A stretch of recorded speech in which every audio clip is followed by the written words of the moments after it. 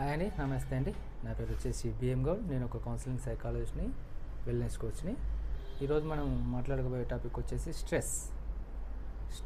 Stress అనేది ఈ మధ్యలో మనం తరచూ వింటున్న పదం. అసలు స్ట్రెస్ అంటే ఏంటిది? నేను ఒక మంచి ఎగ్జాంపుల్ చెప్తాను. ఏం లేదు, ప్రస్తుతం ఉన్న సిచ్యువేషన్ ఒక ఉదాహరణ. ప్రస్తుత కాలంలో ఒక అద్భుతమైన ఎగ్జాంపుల్ అనండి వర్క్ ప్రెజర్ అండి. ఈ వర్క్ ప్రెజర్లో ఎట్లాంటి ప్రెజర్ అనుభవిస్తారంటే దీనివల్ల స్ట్రెస్ కూడా స్టార్ట్ అవుతుంది. టైంలో ఫినిష్ చేయాలి వర్క్ అని పైనుంచి వచ్చే ఒత్తిడి వల్ల అనేది చాలా స్ట్రెస్ ఫీల్ అవుతుంది ఎంప్లాయీ. ఒక ఎగ్జాంపుల్ మనలో చూస్తున్నాం కదా, ఈ స్ట్రెస్ అనేది చాలా రకాలు ఉంటాయి.